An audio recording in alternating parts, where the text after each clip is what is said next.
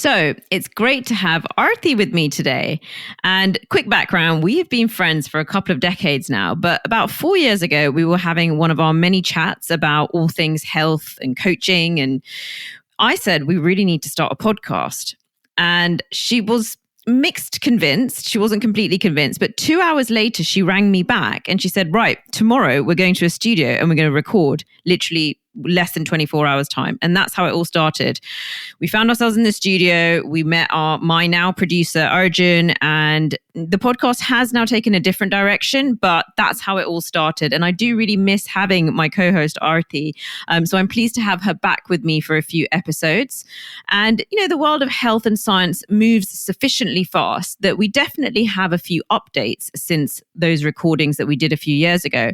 And I still get messages from people who are listening to those and who really appreciate those. So I know that you guys do have that interest in health and well-being, and you want to be incorporating that alongside the career, life, other work stuff that we're talking about. And Aarti really is my go-to on well-being. And I know that my male and female clients, they take their health really seriously, even if they don't always have as much time or sometimes not even the full information to do it the justice they'd like. So what I'm really hoping in this series and in these conversations is that we can distill some of that thinking for you and give a bit of a critical lens as well as some practical stuff that is just going to put you in a really good position in February, and then of course be ready to step into spring the following month. So with all of that said, let's dive in.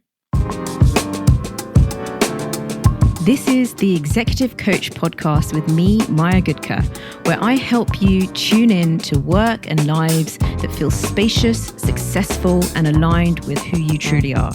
Having worked with hundreds of leaders, I know that when we're properly supported and with great prioritization and planning, we really can have it all with ease. So let's stop the overwork and dive in. So let me start by welcoming Aarti. Hi, Aarti, and it's great to have you here. Hi, Maya. It is wonderful to be back. I have missed our podcast recording sessions.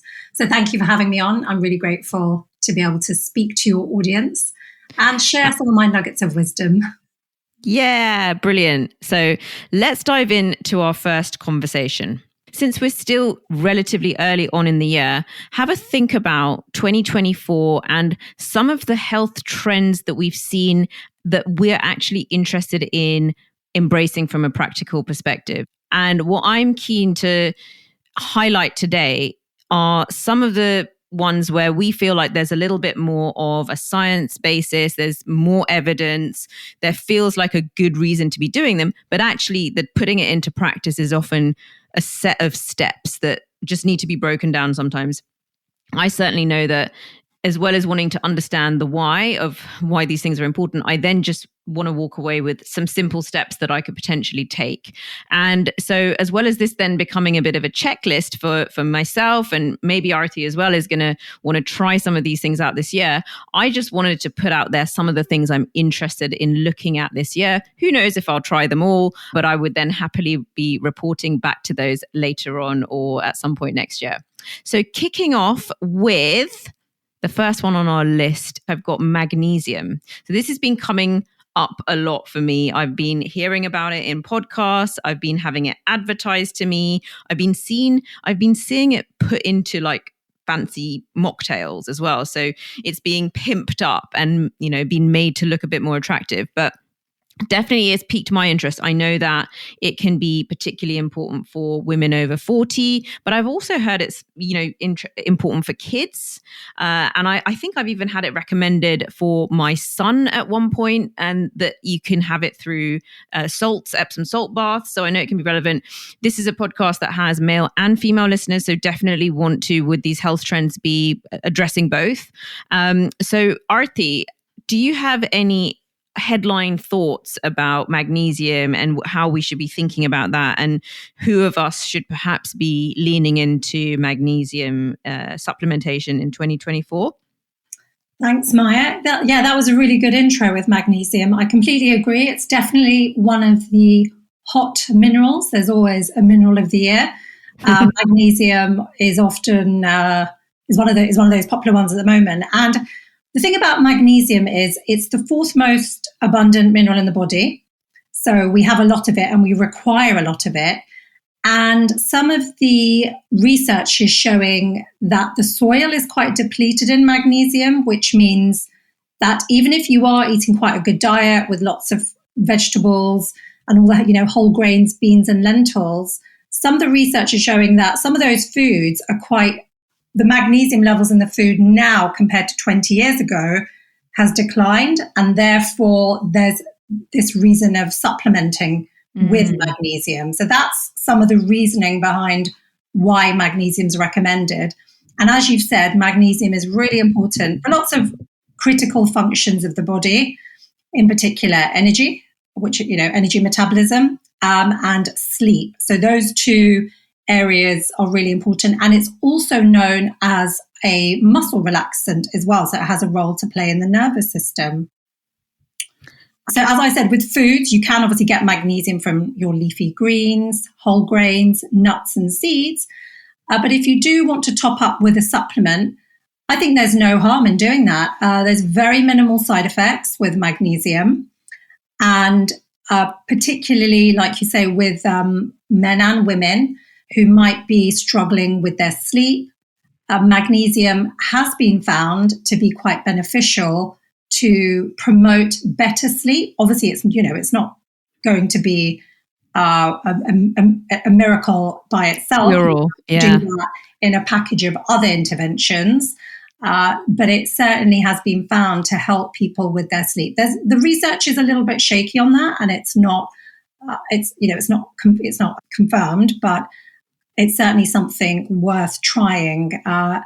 Okay, it's really helpful even just to hear that, because obviously there are many people, there are many trends nowadays, and sometimes we have things being recommended to us more from a commercial perspective, and it can be then hailed as a bit of a cure-all. And I've certainly been marketed to, I'm clearly like the target market online to have this marketed to me.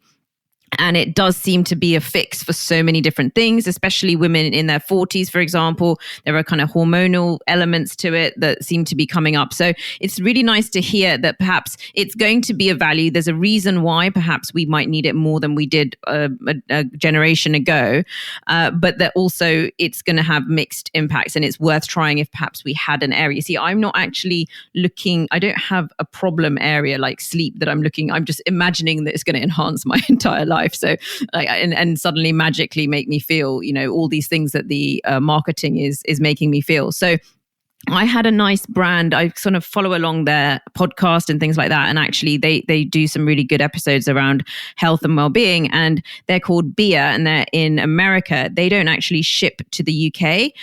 So I had an exchange with them, and I do really hope to bring them on the podcast at some point. But for now, she recommended to me a different brand that was available in the UK that is called Moon Juice. I don't know if you've come across that.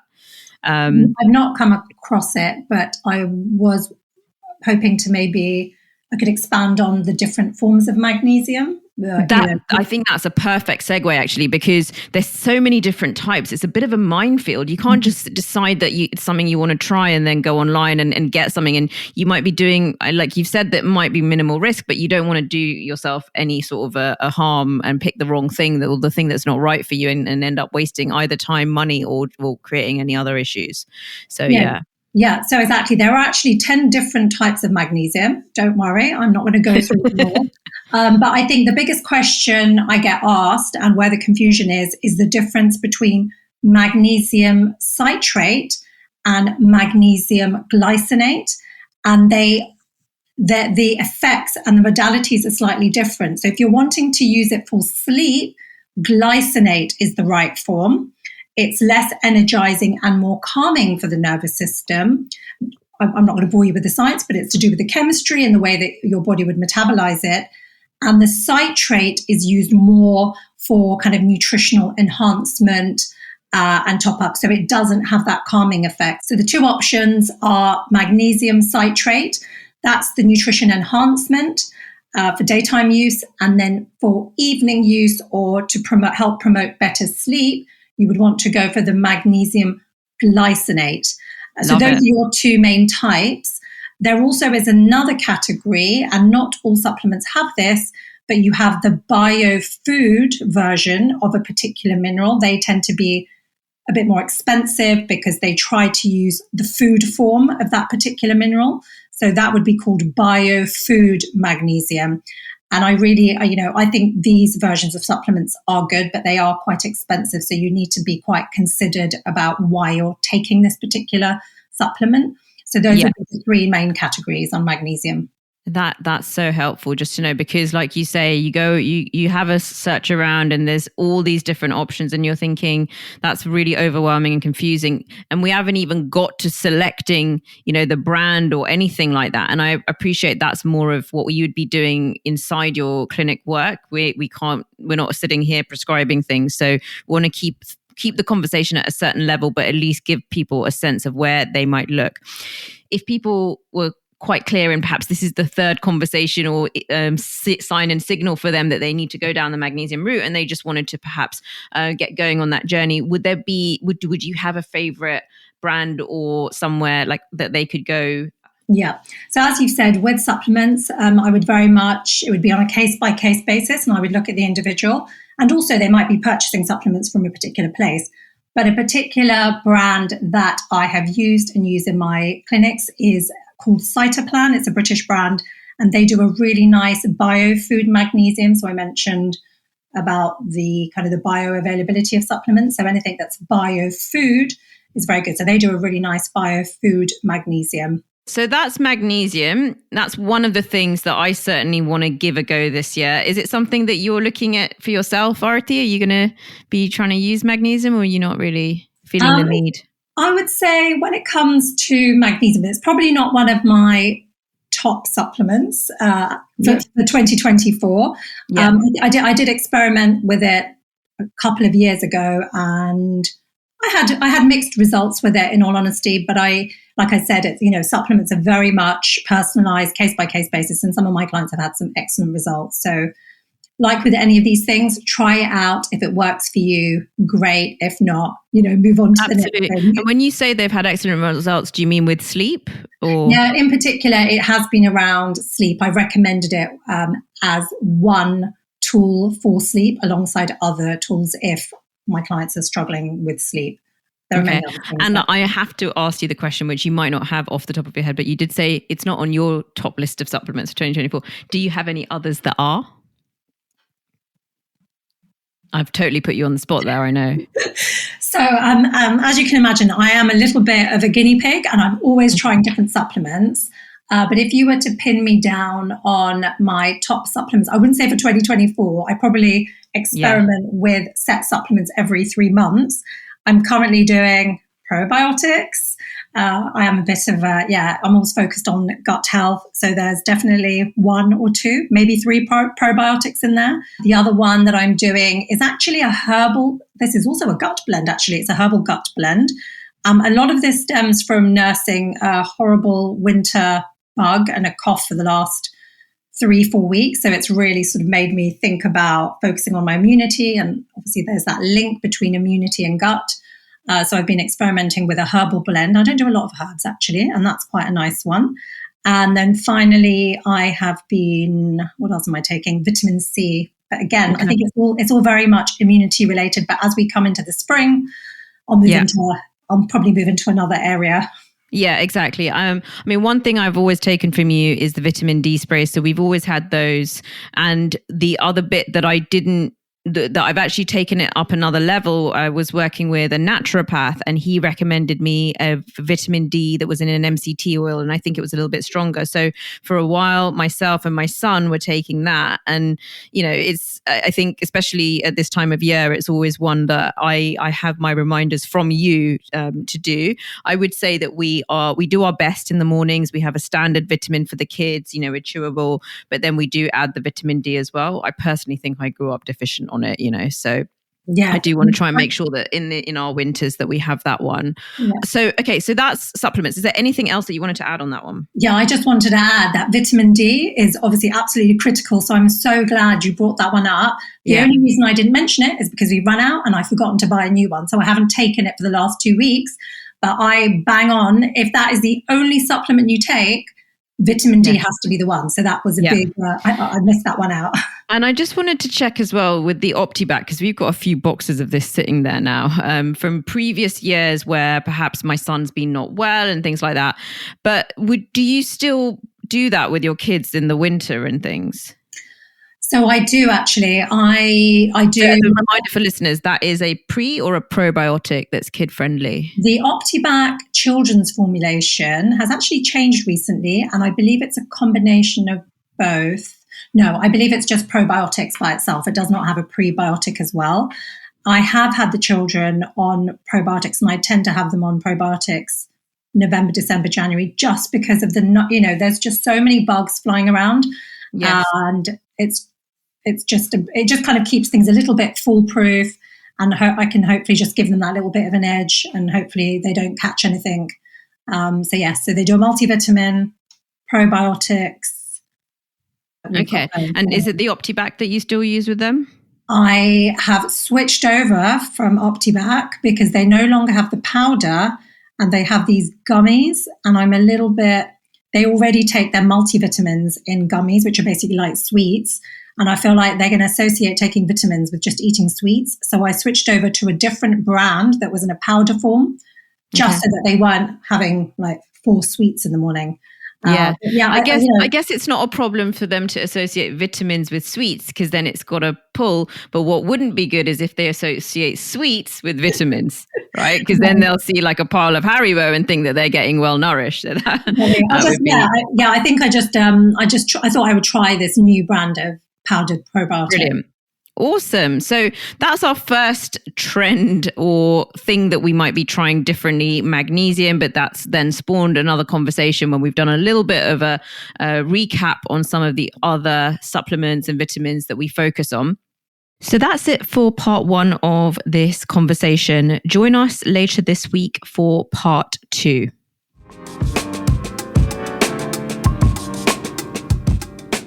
Thank you for listening to Life Work with Maya. If you've got to this point, I'm guessing you found it valuable. So do share the link with somebody else who can benefit. In an age of materialism and us trying to stay on top of clutter, what could be nicer than to send a non-clutter digital link to somebody and say, I listened to this and I thought you might love it. What a great way to show your care and consideration for them. If you haven't left a review, now is the time, and make sure that you are subscribed on Spotify or you're following along on Apple Podcasts. And if you really want to help the show grow, then do share the link on IG stories, Instagram stories, or reshare or discuss your thoughts with my LinkedIn posts. You can find me on LinkedIn and Instagram. Do feel free to send me messages there. I love having dialogue with my listeners, and the links to those handles are in the show notes. Thanks for listening, and I look forward to connecting with you next time. Bye-bye.